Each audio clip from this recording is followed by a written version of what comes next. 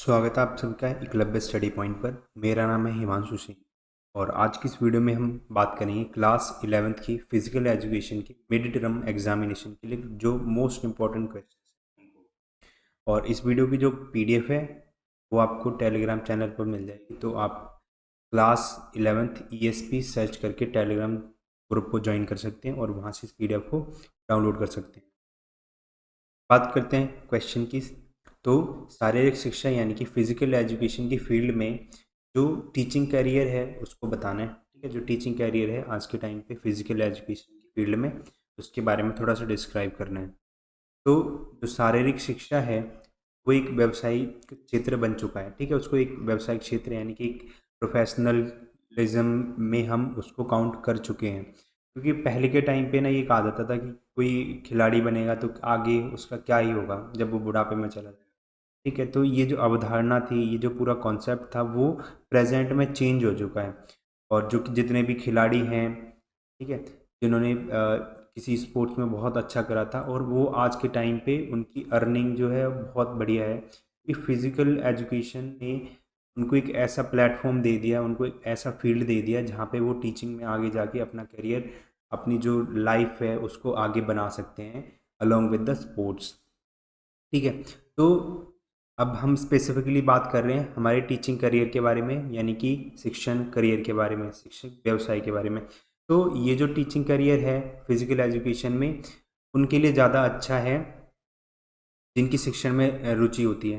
अब जितने भी स्पोर्ट्स के जितने भी बंदे होते हैं, खिलाड़ी होते हैं, एथलीट्स होते हैं, अगर उनको थोड़ा सा भी इंटरेस्ट होता है टीचिंग में, पढ़ाने में, तो उनके लिए जो टीचिंग करियर है वो बहुत बेस्ट माना जाता है।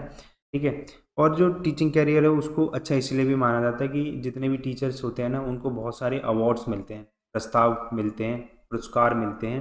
ठीक है, चाहे वो प्राइमरी में हो या फिर माध्यमिक हाई स्कूल में हो, कहीं पे भी हो, सीनियर सेकेंडरी में हो, स्कूल में, यूनिवर्सिटी में, कॉलेज वगैरह में, कहीं पे भी काम करते हैं ना, उनको सबसे पहले तो रिस्पेक्ट मिलती है। ठीक है, काफ़ी सारे अवार्ड्स मिलते हैं, तो इसकी वजह से भी ये बहुत इंपॉर्टेंट हो जाता है। और विशेषकर खासकर ये देखा जाता है कि जो फिजिकल एजुकेशन के जो टीचर्स होते हैं ना, उनको काफ़ी ज़्यादा रिस्पेक्ट मिलती है अपने स्कूल के अंदर में। ठीक है, क्योंकि ये ना ऐसा माना जाता है समाज को एक बहुत अच्छा यहाँ पे योगदान देते हैं समाज का निर्माण करने में, चाहे वो खिलाड़ियों के बनाने में करा जाए, ठीक है, चाहे उनको गाइड करने में करा जाए, उनकी ज़िंदगी संवारने में करा जाए, तो बहुत रिस्पेक्ट मिलती है फिजिकल एजुकेशन के टीचर को।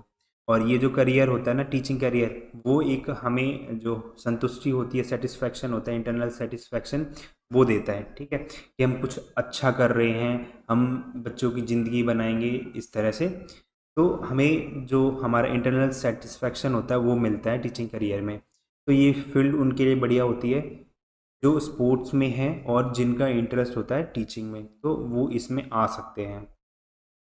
अब बात करते हैं यहाँ पे जो टीचिंग के जितने भी काम होते हैं ना, उसके कुछ लेवल्स होते हैं, किस किस लेवल पे कोई काम कर सकता है फिजिकल एजुकेशन में। तो जो प्राथमिक विद्यालय होते हैं, प्राइमरी स्कूल्स होते हैं, प्राइमरी स्कूल्स के जो बच्चे होते हैं, उनके लिए जो पीटी टीचर होते हैं उसमें काम कर सकते हैं। सेकेंडरी होते हैं, सेकेंडरी स्कूल होते हैं, हाई स्कूल होते हैं, सीनियर सेकेंडरी स्कूल्स होते हैं, इनमें जा सकते हैं। और जो बड़े बड़े कॉलेजेस वगैरह होते हैं उनमें भी फिजिकल एजुकेशन के टीचर्स अवेलेबल रहते हैं। तो यहाँ पे हम जितने भी कैरियर के ऑप्शंस होते हैं इन सभी स्कूलों में, इन सभी लेवल्स पर देख सकते हैं। फिर बात करते हैं शारीरिक शिक्षा में करियर के विभिन्न विकल्पों की व्याख्या कीजिए कि जो फिजिकल एजुकेशन है उसमें हमें कितने करियर मिलते हैं, उन सभी कितने हमारे पास ऑप्शंस होते हैं, उन सभी के बारे में बात करना है। ठीक है, तो सबसे पहले हम बात करते हैं, देखो जो फिजिकल एजुकेशन होता है ना, उसमें हमें बहुत सारे करियर के ऑप्शंस मिलते हैं, जिसमें सबसे पहले हम डिस्कस कर चुके हैं शिक्षण संबंधी, यानी कि टीचिंग से रिलेटेड जितने भी करियर होते हैं वो हम डिस्कस कर चुके हैं। फिर आता है प्रशिक्षण कैरियर। इसमें क्या होता है, टीचिंग वगैरह, ट्रेनिंग वगैरह दी जाती है जितने भी खिलाड़ी होते हैं, जितने भी एथलीट होते हैं उन सभी को, जितने स्पोर्ट्स मैन होते हैं उन सभी। फिर आता है स्वास्थ्य संबंधी कैरियर, यानी कि हेल्थ सेक्टर से रिलेटेड ये होता है। उसके बाद आता है परफॉर्मेंस से रिलेटेड, यानी कि प्रदर्शन संबंधी करियर। और फिर लास्ट में आता है संचार संबंधी करियर। ठीक है, तो अभी हम एक एक के बारे में डिस्कस करते हैं। तो शिक्षण संबंधी करियर मैं आपको बता चुका हूँ कि जो भी स्पोर्ट्स एथलीट हैं वो अगर टीचिंग में इंटरेस्टेड हैं तो वो शिक्षण करियर में जा सकते हैं, ये टीचर बन सकते हैं फिजिकल एजुकेशन के, जहाँ पे उनको अलग अलग लेवल मिलेंगे। प्राथमिक विद्यालय में जा सकते हैं, माध्यमिक विद्यालय में जा सकते हैं, उच्च विद्यालय में जा सकते हैं, सीनियर सेकेंडरी में जा सकते हैं, या फिर जो कॉलेजेस वगैरह होते हैं, यूनिवर्सिटीज़ होती हैं, उनमें जाकर काम कर सकते हैं। फिर आता है प्रशिक्षण, यानी कि ट्रेनिंग से रिलेटेड जो भी काम होते हैं। स्पोर्ट्स के अंदर काफ़ी सारे अलग अलग डिपार्टमेंट होते हैं जहाँ पे वो प्रशासन विभाग में जा सकते हैं कि किस तरह से जितने भी वहाँ पे ट्रेनिंग का शेड्यूल वगैरह होता है वो किस तरह से कंडक्ट करा जाए, किस तरह से उनको ट्रेनिंग दी जाए, तो इसमें जा सकते हैं। और जितने भी एक्सपीरियंस बंदे होते हैं, जितने एक्सपीरियंस स्पोर्ट्समैन होते हैं, वो इस विभागों में जा सकते हैं। उसके बाद शारीरिक शिक्षा विभाग होता है, फिजिकल एजुकेशन से रिलेटेड, इसमें जा सकते हैं कि अलग अलग जो क्षेत्र होते हैं उनमें लोगों को खेलों के प्रति जो जागरूकता होती है उनके शरीर के प्रति, और जितने भी अच्छे अच्छे लोग अलग अलग एरिया में होते हैं उनको मौका नहीं मिल पाता है, कुछ अपॉर्चुनिटीज़ नहीं मिल पाती हैं, तो उनको खोज के उनकी ट्रेनिंग करके हम आगे स्पोर्ट्स में उनको स्पॉन्सर कर सकते हैं, उनको आगे स्पोर्ट्स में बढ़ा सकते हैं। फिर एक स्पोर्ट्स डिपार्टमेंट होता है, इसमें जाके जितने भी बंदे होते हैं स्पोर्ट्स को रिकॉग्निशन दे सकते हैं कि अलग अलग एरिया में ये स्पोर्ट्स होता है, उसको हम एक बड़े लेवल पे उसको एक बड़ा बड़ा प्लेटफॉर्म दे सकते हैं। फिर आता है औद्योगिक मनोरंजन, यानी कि जो इन एंटरटेनमेंट की इंडस्ट्री है उसमें जा सकते हैं, और खेल सुविधाओं का प्रबंधन, यानी कि जो जितने भी बेसिक स्पोर्ट्स फैसिलिटीज़ होती हैं उनका मैनेजमेंट ये यहाँ पे जाके कर सकते हैं। फिर बात करते हैं स्वास्थ्य संबंधी करियर के बारे में, यानी कि हेल्थ से रिलेटेड जितने भी करियर फिजिकल एजुकेशन में देखने को मिलते हैं उनके बारे में। तो जो हेल्थ क्लब होते हैं उनको ज्वाइन कर सकते हैं, एथलेटिक ट्रेनिंग होती है उनको भी ये लोग ज्वाइन कर सकते हैं। एथलेटिक ट्रेनिंग में क्या होता है, जितने भी एथलीट्स होते हैं ना, उनको उनकी जो उनका हेल्थ होती है, उनकी जो हेल्थ होती है उसके बेसिस पे उनको ट्रेनिंग दी जाती है, उनकी डाइट वगैरह प्रिपेयर करने में डॉक्टर्स वगैरह उनकी हेल्प करते हैं। तो एक एथलीट की जो डाइट होती है वो अच्छे से कौन प्रिपेयर कर पाएगा, वो वही बंदा कर पाएगा जिसको उस चीज़ का एक्सपीरियंस है कि किसी एथलीट को क्या खाना चाहिए, किसी स्पोर्ट्समैन को क्या खाना चाहिए, क्या नहीं खाना चाहिए। ठीक है, तो इस तरह से। उसके बाद प्रदर्शन संबंधी, यानी कि परफॉर्मेंस अगर कोई देना चाहता है तो उसमें जा सकता है, जिसमें जितने भी स्पोर्ट्समैन होते हैं, खिलाड़ी होते हैं, तो उस रूप में जा सकते हैं और अधिकारी के रूप में यहाँ पे प्रदर्शन कर सकते हैं। फिर संचार से संबंधित, यानी कि कम्युनिकेशन से, जिसमें स्पोर्ट्स जर्नलिज्म आ जाएगा। ठीक है, संचार माध्यमों से संबंधित यहाँ पे खेल पत्रकारिता हो जाती है, यानी कि स्पोर्ट्स जर्नलिज्म। यहाँ पे खेल जगत से जितनी भी जुड़ी हुई खबरें होती हैं उनको ये लोग अच्छे से प्रसारित कर सकते हैं। और आज के टाइम पे हम देखेंगे हर एक चैनल, कोई सा भी चैनल हो, उसका एक विशेष कार्यक्रम आता है, एक स्पेशल टेलीकास्ट होता है, एक स्पेशल शो होता है जो कि पूरा का पूरा बेस्ड होता है इसमें अपने स्पोर्ट्स पे, कि स्पोर्ट्स से रिलेटेड उस टाइम में सारी की सारी न्यूज़ दिखाई जाएगी। तो वहाँ पे जो बंदे होते हैं वो भी स्पोर्ट्स मैन होते हैं, स्पोर्ट्स से रिलेटेड होते हैं, और वो उनको स्पोर्ट्स जर्नलिस्ट बोला जाता है। फिर नेक्स्ट क्वेश्चन की बात करते हैं कि शारीरिक शिक्षा के उद्देश्यों की व्याख्या कीजिए। अब क्वेश्चन तो बहुत बेसिक सा है और इम्पोर्टेंट भी है कि इसके क्या क्या एम्स एंड ऑब्जेक्टिव्स होते हैं। तो सबसे पहले आता है शारीरिक विकास, यानी कि फिजिकल डेवलपमेंट करने के लिए। कोई भी जो बच्चा होता है या फिर कोई भी जो व्यक्ति होता है, कोई भी पर्सन होता है, तो सबसे इम्पोर्टेंट उसके लिए हो जाता है फिजिकल डेवलपमेंट, उसका अच्छा होना ज़रूरी है, उसकी हाइट प्रॉपर बढ़े, उसका वेट मेंटेन रहे, फिजिकल एक्टिविटीज़ करता रहे, जिसकी वजह से उसका जो पूरा का पूरा जो बॉडी स्ट्रक्चर है वो अच्छे से काम करता रहे। ठीक है, उसके बाद मेंटल डेवलपमेंट, कि जब हम खेल वगैरह खेलते हैं तो उससे हमारा जो पूरा का पूरा जो नर्वस सिस्टम होता है, पूरी बॉडी की मूवमेंट होती है, इसकी वजह से हमारा जो डेवलपमेंट होता है, मेंटल डेवलपमेंट, वो बहुत अच्छी तरीके से हो पाता है। सोशल डेवलपमेंट की अगर हम बात करते हैं, सामाजिक विकास के बारे में, तो जो कोई भी व्यक्ति होता है जो खेल खेलता है वो अलग अलग बंदों से मिलता है, अलग अलग लोगों से इंटरेक्शन करता है, सोसाइटी में जाता है, अलग अलग रूल्स रेगुलेशन को देखता है, उनको फॉलो करता है। इस तरह से एक जो स्पोर्ट्स मैन होता है वो एक सोशल एनिमल बन सकता है, because human is a social animal. ठीक है, तो वो जो स्पोर्ट्स है या फिर जो फिजिकल एजुकेशन है वो उस स्पोर्ट्स मैन को एक जो सोशल एनिमल है, सामाजिक प्राणी है, उसको बनाने में हेल्प करता है। फिर नाड़ी संस्थान और मांसपेशियां संस्थान में समन्वय, यानी कि कोऑर्डिनेशन के रूप में काम करता है। हमारा जो नर्वस सिस्टम है, हमारे जो मसल्स का जो स्ट्रक्चर है उसके बीच में जो कोऑर्डिनेशन का काम करता है वो फिजिकल एजुकेशन करता है। हमारी बॉडी में जितनी ज़्यादा फिजिकल एक्टिविटीज़ होंगी ना, उतना ही अच्छा हमारा जो स्ट्रक्चर है पूरी बॉडी का वो अच्छे से मेंटेन होगा। हमारी जो हार्ट है उसकी जो हार्ट बीट है वो अच्छे से मेंटेन रहेगी अगर हम कार्डियो की एक्सरसाइजेज ज़्यादा करते हैं, ठीक है। फिर आता है इमोशनल डेवलपमेंट। हम इमोशनल डेवलपमेंट के बारे में ये कह सकते हैं कि कोई भी जो बंदा होता है किसी स्पोर्ट्स से जुड़ा होता है तो उसके लिए एक स्पेशल फीलिंग होती है उस स्पोर्ट्स से रिलेटेड, ठीक है। तो इस तरह से कोई भी जो स्पोर्ट्समैन होता है उसको मशीन ना बनाकर वो व्यक्ति किसी खेल से बखूबी जुड़ जाता है, उस पर्टिकुलर खेल से इस तरह से अटैच हो जाता है, उसकी जितनी भी मेमोरीज होती हैं वो सारी की सारी उससे रिलेटेड होती हैं, इसकी वजह से उसका इमोशनल डेवलपमेंट हो पाता है।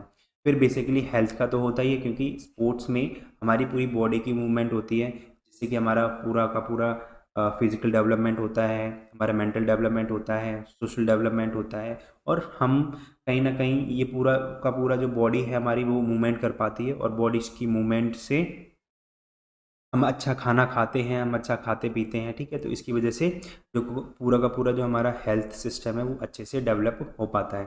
तो ये हैं बेसिक से फिजिकल एजुकेशन की ऑब्जेक्टिव्स। नेक्स्ट क्वेश्चन की तरफ अगर हम बढ़ते हैं तो खेलो इंडिया प्रोग्राम क्या है? खेलो इंडिया प्रोग्राम क्या है? इसके संगठन के प्रमुख तत्वों की व्याख्या कीजिए। What is the Khelo India programme? और इसके जो मेन एलिमेंट्स हैं उनके बारे में बताना है। तो खेल और युवा मामलों के जो मंत्रालय है उसने 2017 में खेलो इंडिया कार्यक्रम की शुरुआत करी थी और जो खेलो इंडिया प्रोग्राम्स हैं वो हर एक स्टेट को दिए जाते हैं और अलग अलग स्पोर्ट्स में डिफरेंट स्टेट्स में ये आयोजित किए जाते हैं। जो इसका उद्देश्य है वो है कि देश की जो युवा प्रतिभागी हैं उनको खेल की गतिविधियों में भाग लेने के लिए प्रेरित करना है, यानी कि उनको मोटिवेट करना है कि वो अलग अलग जो गेम्स होते हैं उनमें पार्टिसिपेट कर सकें।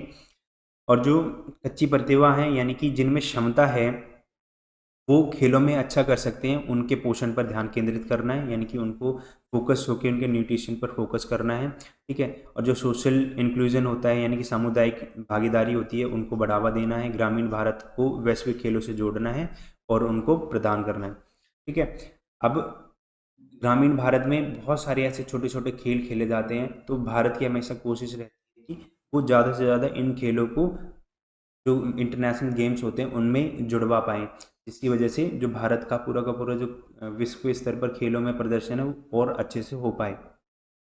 विभिन्न विभिन्न खेल विधाओं के प्रतिभाशाली चयनित खिलाड़ियों को 8 वर्ष के लिए प्रति वर्ष 5 लाख रुपए की वित्तीय सहायता प्रदान करना इसका लक्ष्य रखा गया है।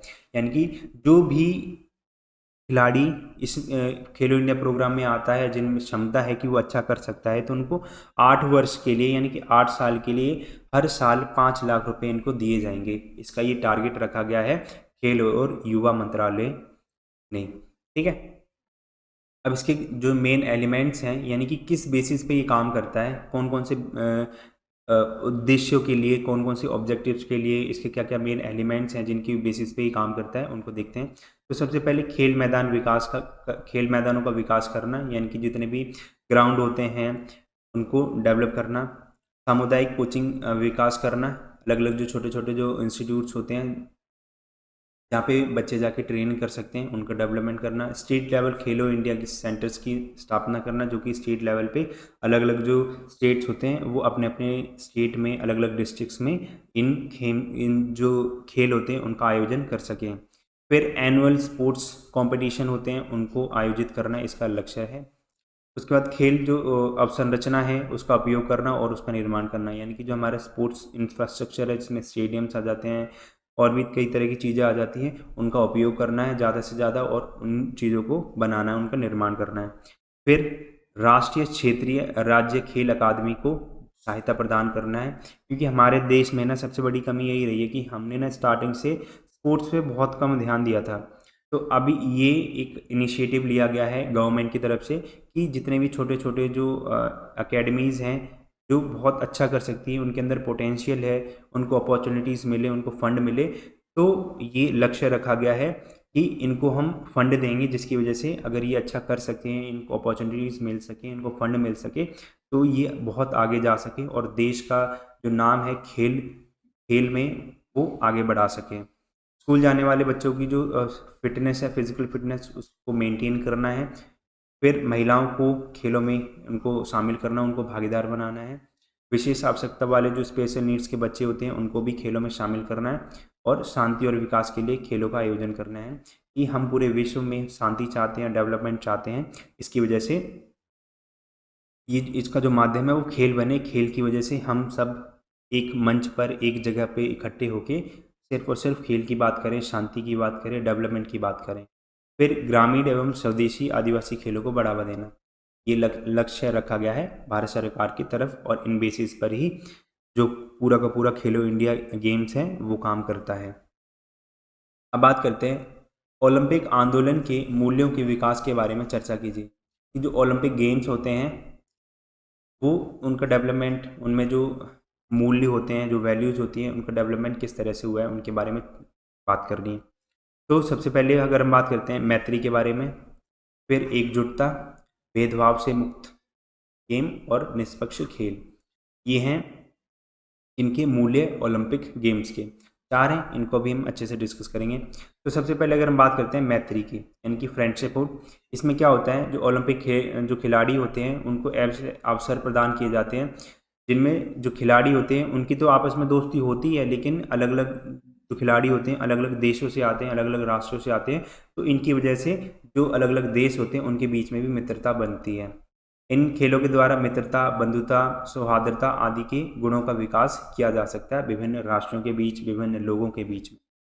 फिर एकजुटता यानी कि यूनिटी, इसमें क्या होता है कि ओलंपिक खेलों के माध्यम से पूरे विश्व के सभी राष्ट्रों को एकजुट एक मंच पर किया जा सकता है। जैसे ओलंपिक जो खेल होते हैं ना वो इसीलिए किए जाते हैं जिससे कि अलग अलग जो देश होते हैं वो एक जगह एक मंच पर इकट्ठे हो सकें। जैसे अभी प्रेजेंट में अगर हम बात करते हैं तो एशियन गेम्स चल रहे हैं चाइना में, ठीक है। तो वहाँ पे भी यही हो रहा है कि एशिया के जितने भी देश हैं वो सारे के सारे वहाँ पे इकट्ठे हो रखे हैं।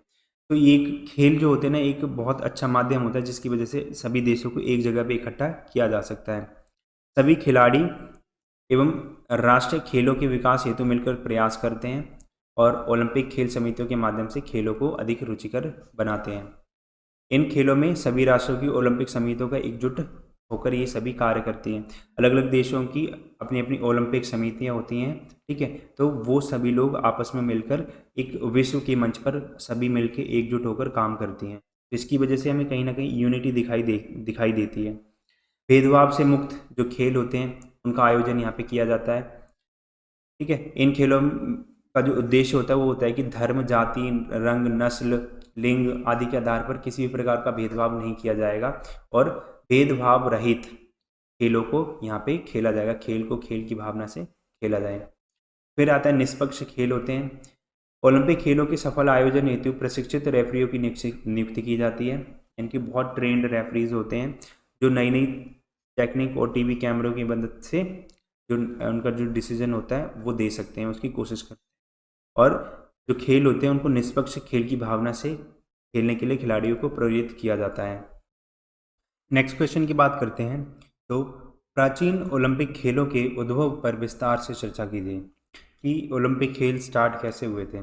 तो पूरे विश्व में जो खेल देने का जो काम है वो माना जाता है कि यूनान ने दिए थे, ठीक है। तो उस टाइम पे क्या होता था कि जीवन की जो परिस्थितियाँ थी यानी कि जो लिविंग कंडीशन थी वो बहुत ज़्यादा हार्ड थी, बहुत ज़्यादा कठिन थी। उस टाइम में भी जितने भी मानव थे, ह्यूमंस थे, वो अपना एंटरटेनमेंट करने के लिए, मनोरंजन करने के लिए खेलों के लिए टाइम निकाल लिया करते थे। खेलों से ही अपना एंटरटेनमेंट करते थे। अगर हम हिस्ट्री के बारे में बात करें तो ओलंपिक की हिस्ट्री ये कहती है कि जो पहला ओलंपिक गेम है वो 776 ईसा पूर्व में ओलंपिया नामक एक घाटी था उसमें शुरू हुआ था, ठीक है। तो बहुत सारी कहानियाँ चली हुई होती हैं, ठीक है। तो एक्चुअली हमें कुछ पता नहीं है लेकिन कहानियाँ चल रही हैं। तो ऐसा कहा जाता है एक बार ना पृथ्वी पर अधिकार के लिए देवता ज्यूस और देवता क्रोनोस के बीच में युद्ध हुआ था जिसमें जो देवता ज्यूस थे उनकी विजय हुई थी। तो इसी वजह से माना जाता है कि वहीं से ओलंपिक जो खेल थे, खेलों की एक श्रृंखला का एक शुरुआत हुई थी।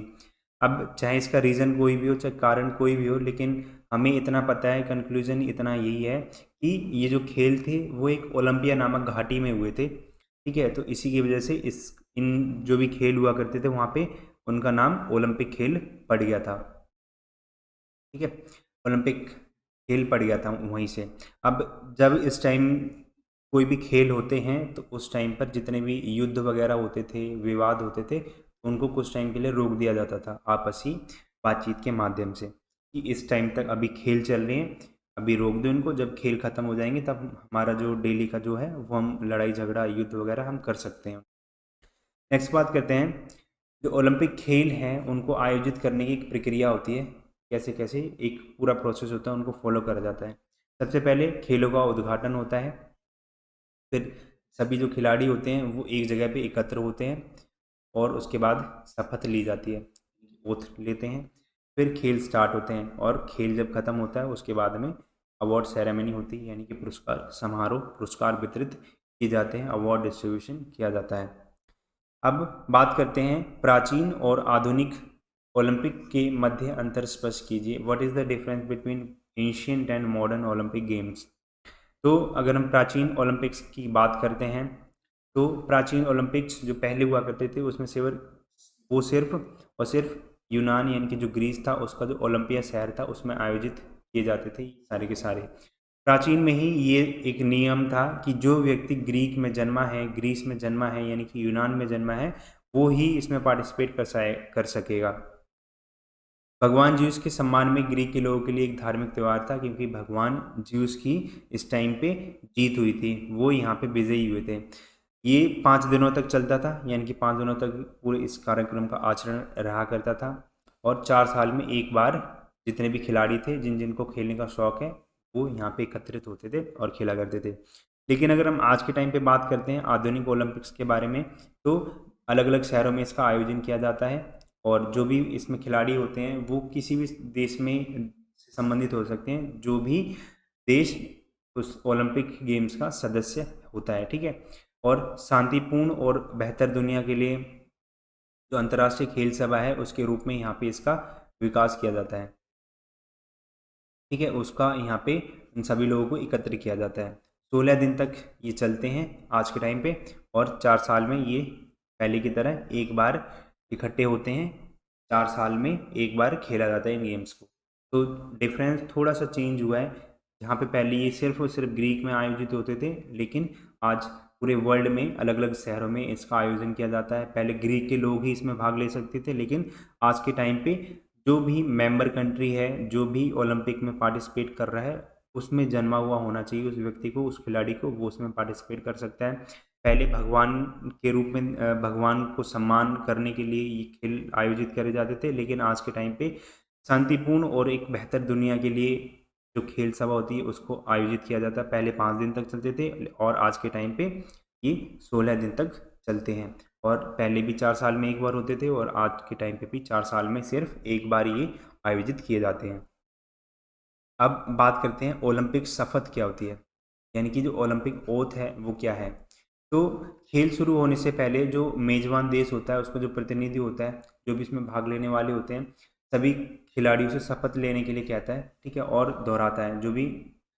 जो होस्टिंग कंट्री है वो शपथ दोहराती है, ये कहते हैं कि हम शपथ लेते हैं कि हम ओलंपिक खेलों की स्पर्धा में वफादारी, नियमों का पालन करते हुए जो उन्हें नियंत्रित करते हैं, बिना नशीली दवाओं का प्रयोग किए हुए, खेलों के गौरव के लिए वे अपने राष्ट्र के सम्मान के लिए सच्ची खेल भावना से इन खेलों में भाग लेंगे। तो ये एक ओलंपिक ओथ है जो कि सभी खिलाड़ी खेल स्टार्ट होने से पहले करते हैं, इसके बाद से खेल स्टार्ट होते हैं। अब हम बात करते हैं योग का खेलों में क्या महत्व है। What is the importance of yoga in sports, ठीक है। तो योग बेसिकली कुछ व्यायाम होते हैं, कुछ एक्सरसाइजेस होती हैं जिससे हमारा जो फिजिकल स्ट्रक्चर है और जो हमारी मेंटल हेल्थ है वो डेवलप होती है, ठीक है। तो हमारी बॉडी को कई सारे बेनिफिट्स होते हैं इनकी वजह से। तो सबसे पहले तो यही है, शरीर में एनर्जी रहती है, तंदुरुस्त रहता है, फुर्तीला रहता है। जो हमारा हृदय होता है या फेफड़ा होता है, ठीक है, इनकी जो कार्य क्षमता होती है, वर्किंग कैपेसिटी होती है, उसमें काफ़ी ज़्यादा वृद्धि रहती है।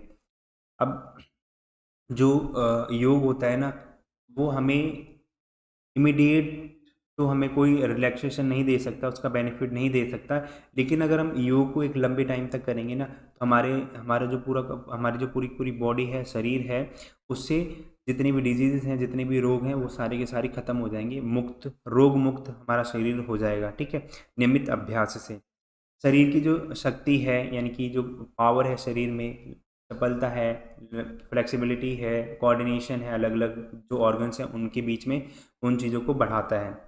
थकान को दूर करने में सहायता करता है, हमें लेजीनेस नहीं आती है, हमारी जो मेमोरी पावर होती है उसको बढ़ाता है, और बॉडी स्ट्रक्चर होता है उसको इम्प्रूव करता है। शरीर में कहीं अलग अलग जो फैट होता है, फैट जमा होता है, उसको कम करता है, लेजीनेस को दूर करता है। ठीक है, हाइट इंक्रीज करता है, हमारी जो स्किन होती है उसको ग्लोइंग बनाता है, स्ट्रेस लेवल को कम करता है। तो ये बहुत सारे बेनिफिट्स होते हैं योगा के हमारे खेल में। अब योग के अलग अलग अंग होते हैं और ये इम्पोर्टेंट है। सबसे पहले आता है यम, फिर नियम, आसन, प्राणायाम, प्रत्याहार, धारणा, और उसके बाद में समाधि। जो समाधि होता है वो सबसे अंतिम और मोस्ट इम्पोर्टेंट, सबसे हार्ड माना जाता है योग का एक अंग। अब बात करते हैं योग निद्रा क्या है। योग निद्रा के बारे में विस्तार से बताएं। तो योग निद्रा का अर्थ है आध्यात्मिक नींद, यानी कि योगा वाली जो नींद होती है उसी को योग निद्रा बोला जाता है। यानी कि वह नींद है जिसमें जागते हुए सोना होता है। अब जो सोने और जागने के बीच की जो स्थिति होती है उसी को योगा बोलते हैं। इसमें क्या होता है, हम आराम से शरीर को बिल्कुल रिलैक्स करके आराम से सो जाते हैं, और हम ध्यान लगाने की कोशिश करते हैं, और साथ साथ में हम सोने की भी कोशिश करते हैं। ठीक है, तो जब हम सोने की कोशिश करते हैं और जागने की कोशिश करते हैं, तो उसके बीच की जो कंडीशन होती है, बीच की जो स्थिति होती है, उसी को बोलते हैं योग निद्रा। अब इसके क्या क्या बेनिफिट्स होते हैं एक बार उनको देखते हैं। तो सबसे पहले दिन भर हम तरोताज़ा रहते हैं, फ्रेश फील करते हैं। हमारी हमारी जो बॉडी होती है, हमारा जो शरीर होता है, हमारा मस्तिष्क होता है, वो हेल्थी रहता है। जो नींद होती है उसकी कमी को भी पूरा करा जा सकता है योग निद्रा के माध्यम से। थकान, तनाव, जो अवसाद होता है, डिप्रेशन वगैरह, स्ट्रेस वगैरह होती है, लेजीनेस आती है, वो सब दूर हो जाती है। जो अलग अलग जो हमारी बैड हैबिट्स होती हैं, बुरी आदतें होती हैं, वो धीरे धीरे छूट जाती हैं।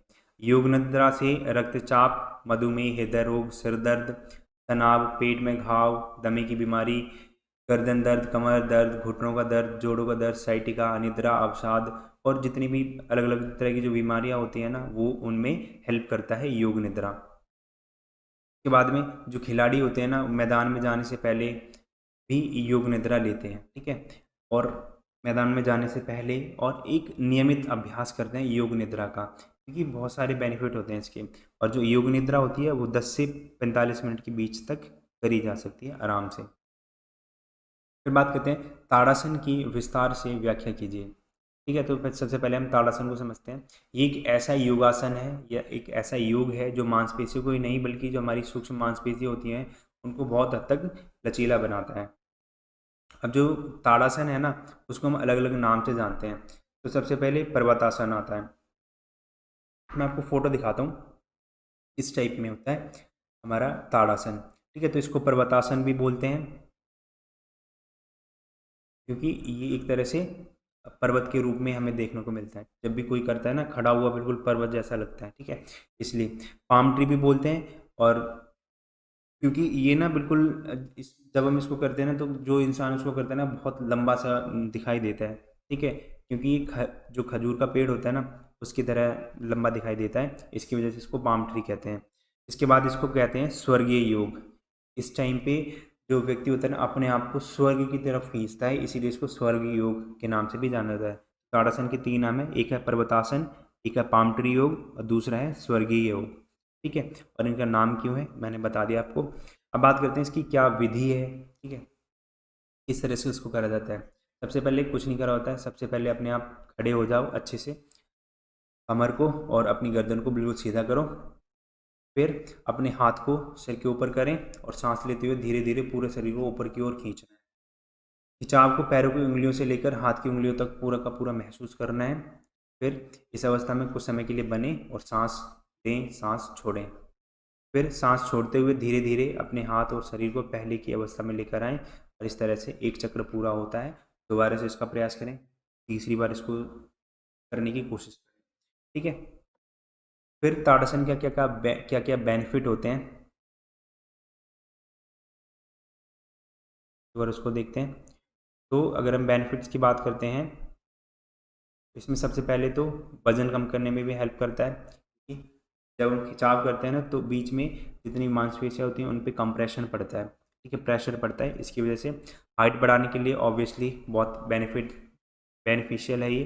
पीठ पीठ का जो दर्द होता है उसको दूर करने के लिए, नसों और मांसपेशियों में जो दर्द होता है उसको कम करता है, घुटने के दर्द से राहत मिलती है, चलने की जो कला होती है अच्छे से हम चल पाते हैं, चलने का जो गुड पोस्चर होता है वो बन पाता है, और बॉडी को बैलेंस करने में, उसको कंसंट्रेशन करने में बहुत ज़्यादा हेल्प करता है। अब इसकी क्या क्या कॉशंस हैं, क्या क्या प्रिकॉशन करने चाहिए, तो जिसको घुटने में दर्द होता है, सर दर्द होता है, ठीक है, रक्तचाप कम या ज़्यादा होता है, तो उसको ये नहीं करना चाहिए। और जो भी प्रेग्नेंट लेडीज़ होती हैं, गर्भवती महिलाएं होती हैं, उनको ये आसन नहीं करना चाहिए। अब बात करते हैं विशेष आवश्यकता वाले बच्चों के विकास में परामर्शदाता का क्या योगदान है।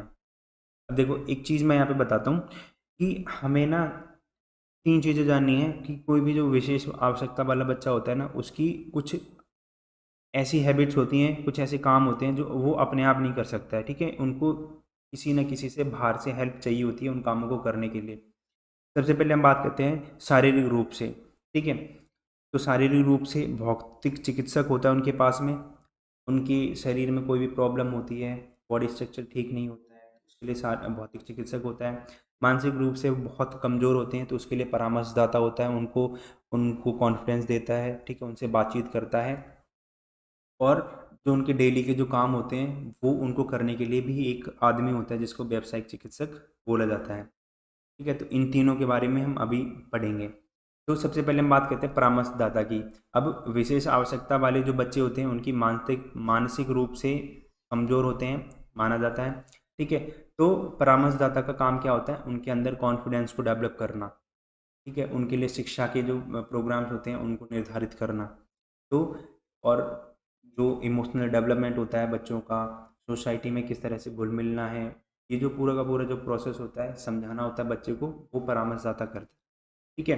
तो क्या क्या उसका कॉन्ट्रीब्यूशन है, क्या योगदान है, अब एक बार उसको देखते हैं। तो परामर्शदाता होता है काउंसलर। काउंसलर का काम सभी बच्चों की सहायता करना है, ठीक है, जितने भी बच्चे होते हैं, क्योंकि बच्चे डिप्रेशन में जाते हैं। मेन रीज़न होता है उनके ऊपर जो प्रेशर होता है पढ़ाई का, स्ट्रेस होता है, उसको कम करने के लिए परामर्शदाता जो काउंसलर होता है वो सबकी हेल्प करता है, जिसमें जो स्पेशल नीड्स वाले बच्चे होते हैं वो भी शामिल होते हैं उनकी हेल्प करने के लिए। अब इससे क्या होता है कि जो काउंसलर होता है वो कंट्रीब्यूशन देता है, तो इसकी वजह से जो बच्चे होते हैं उनकी जो ग्रोथ और डेवलपमेंट होती है उसकी जो दर होती है, रेट होती है, वो अच्छी हो जाती है। अब जो जितने भी स्पेशल नीड्स वाले बच्चे होते हैं उनको स्टार्टिंग से ही एक इंडिविजुअलाइज्ड एजुकेशन प्रोग्राम दिया जाता है, यानी कि व्यक्तिगत शिक्षा कार्यक्रम दिया जाता है, जिससे कि उनकी जितनी भी एकेडमिक स्किल्स हैं, उनका जो जितना भी भावनात्मक स्वास्थ्य है, यानी कि जो इमोशनल हेल्थ है, सामाजिक तालमेल है, उसमें बदलाव ला सकें, ठीक है? बच्चों की जो एकेडमिक परफॉर्मेंस है उनको बढ़ाया जा सके, बच्चे बच्चे जो होते हैं ना, उनको उनका जो इमोशनल डेवलपमेंट होता है वो ज़्यादा दुखी ना रहें, ठीक है? तो उसके बीच में जो बैलेंस करने का काम होता है वो परामर्शदाता एक काउंसलर करता है। बच्चे अच्छी तरह से सोसाइटी में घुल मिल सकें, सोसाइटी में अपने आप को कोऑर्डिनेट कर सकें, अपने आप को वहाँ पे फिट कर सकें, समाज के जितने भी नियम होते हैं उसमें जाके फिट कर सकें। तो ये जितना भी पॉजिटिवनेस लाने का जो काम होता है वो परामर्शदाता एक काउंसलर करता है। अब जो भी काउंसलर होता है ना, जितने भी स्पेशल नीड्स वाले बच्चे होते हैं उनकी सब में एक इंडिविजुअल डिफरेंसेस होते हैं, उनकी विशेषताएं होती हैं, उनके अनुसार ही काउंसलिंग सेशन आयोजित करता है। उसके बाद में जो इंडिविजुअलाइज्ड एजुकेशन जो प्रोग्राम होता है ना, उसमें जो काउंसलर होता है वो ये सुनिश्चित करता है कि जो भी स्पेशल नीड वाला बच्चा है ना, उसके पेरेंट्स यानी उसके अभिभावक भी वहाँ पे मौजूद हों, वो भी भागीदार बने उस कार्यक्रम के।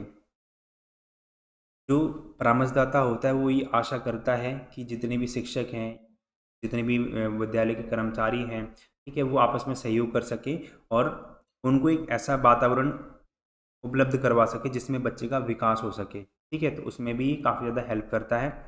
फिर अलग अलग विद्यालय होते हैं, समाज के अलग अलग जो विशेषज्ञ होते हैं, जिसमें व्यावसायिक चिकित्सक आता है, मनोचिकित्सक, भौतिक चिकित्सक, उनके सहयोग से जो स्पेशल नीड्स वाले स्टूडेंट्स होते हैं उनकी हेल्प की जा सके।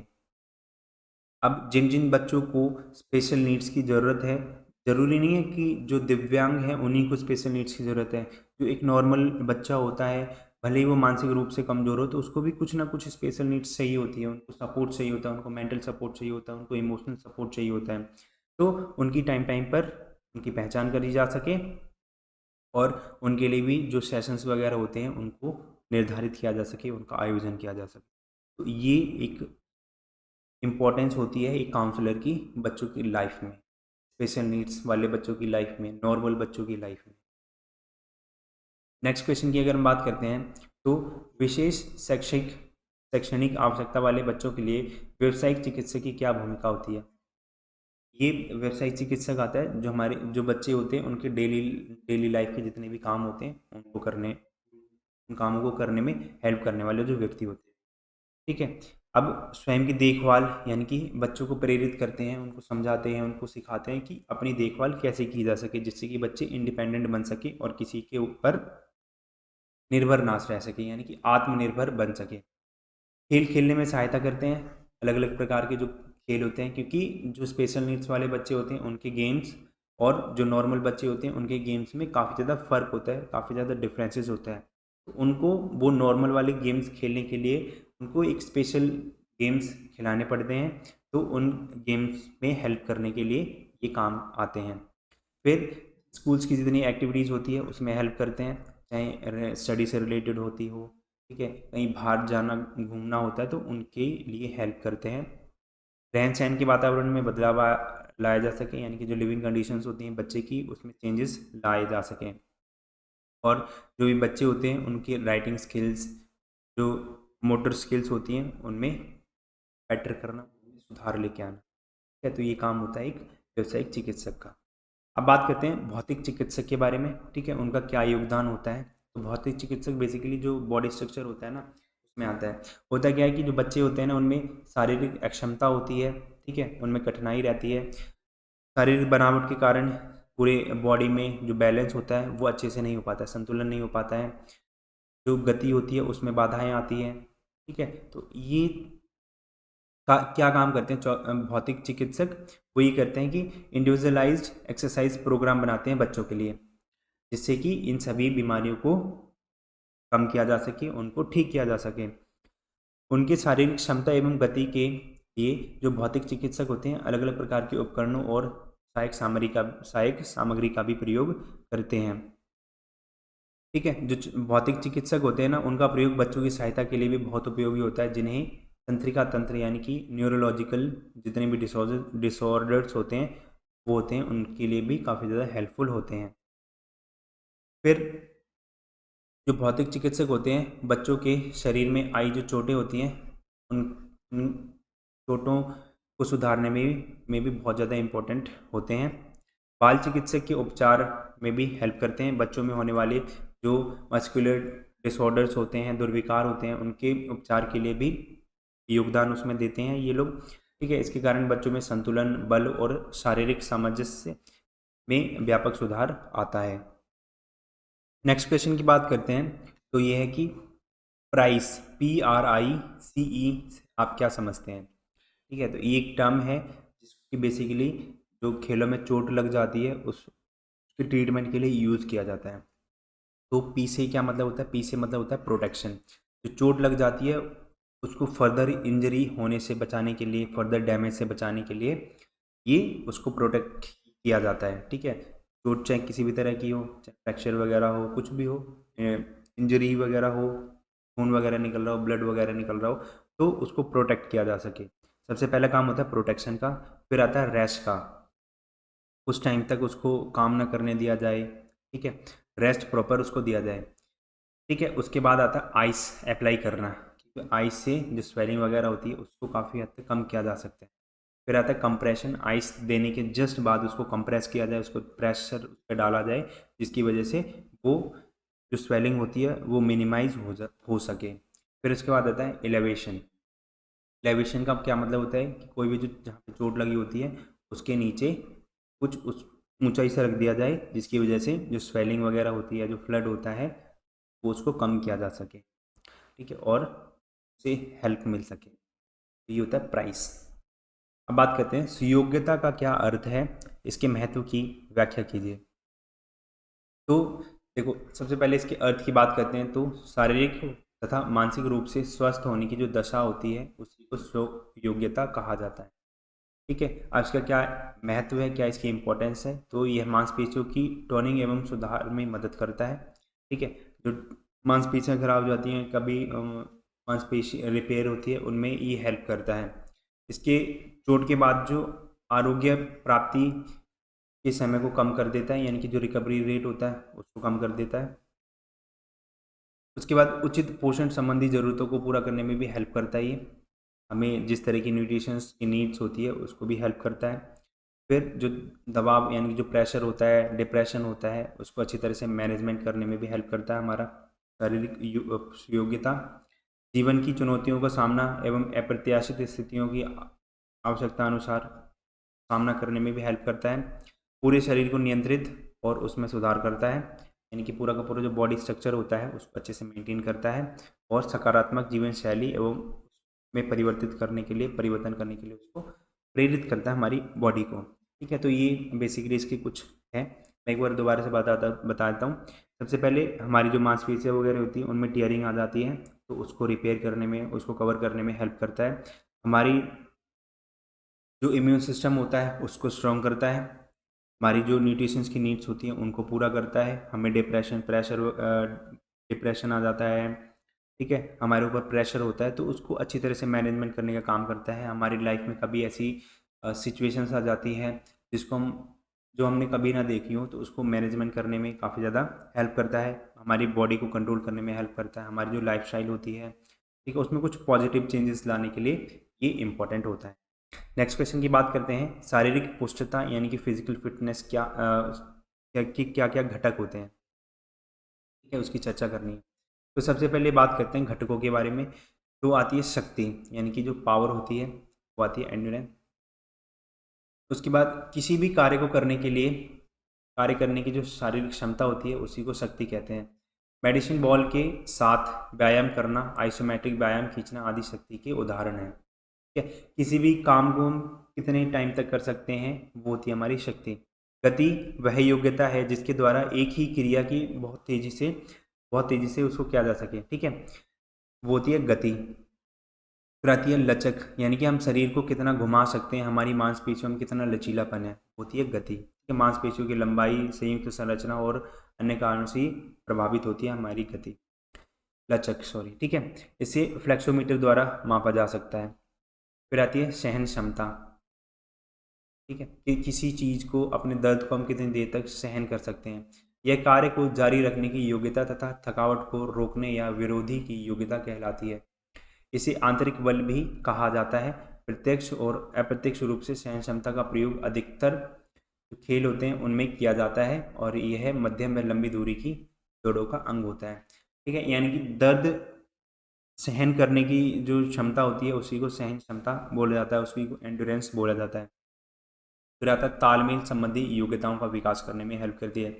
यह एक ऐसी योग्यता होती है उसे योग्य बनाती है वह विभिन्न गति क्रियाएं सुचारू रूप से प्रभावशाली ढंग से कर सकें, ठीक है। तालमेल संबंधी योग्यताएं भी अंग होती है शारीरिक पुष्टता का।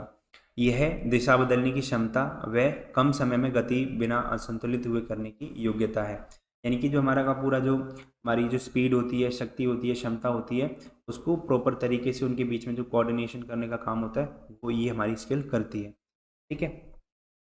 अब आती है शारीरिक पुष्टता और सुयोग्यता को प्रभावित करने वाले कारक होते हैं उनके बारे में बात। तो मोटापा रहेगा, लेजीनेस रहेगी, ठीक है, हम चीज़ों को उतनी एक्टिव तरीके से नहीं कर सकेंगे। हमारी जो बॉडी है वो इतनी तरीके से फिट नहीं रह सकेगी, क्योंकि बॉडी में रहता है फैट, और फैट से कोई भी इंसान होता है, कोई भी आदमी होता है, कोई भी मानव होता है, उसमें लेजीनेस आती है, ठीक है। फिर आता है ब्लड प्रेशर, कुछ रक्तचाप रहता है, इसकी वजह से भी कभी भी दौरा पड़ सकता है, सांसें तेज चल, बेचैनी, घबराहट हो सकती है, ठीक है। इसकी वजह से भी हमारा जो डेली का डेली रूटीन है वो इफेक्ट हो सकता है।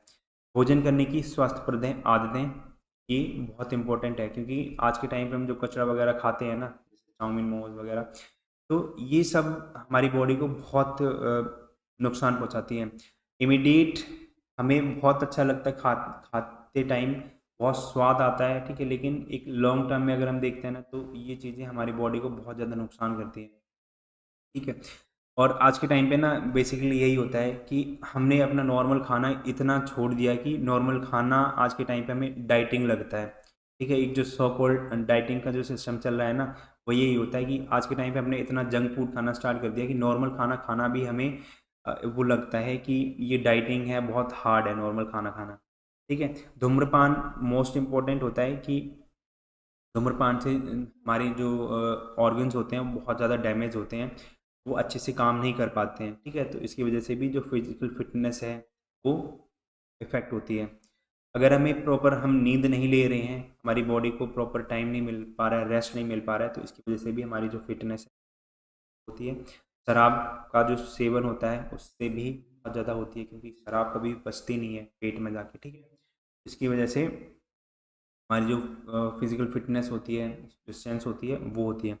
शराब से क्या होता है, जो हमारे मेमोरी ट्रेसेस होते हैं ना, वो कम होने लगते हैं, ठीक है, वो ख़त्म से होने लगते हैं, और हमारी जो याददाश्त होती है वो जाती है अगर कोई ज़्यादा शराब पीता है तो आज की इस वीडियो में बस इतना ही है, और वीडियो को लाइक करें, और अगर आपको कोई भी डाउट हो तो आप कमेंट कर सकते हैं। Thank you.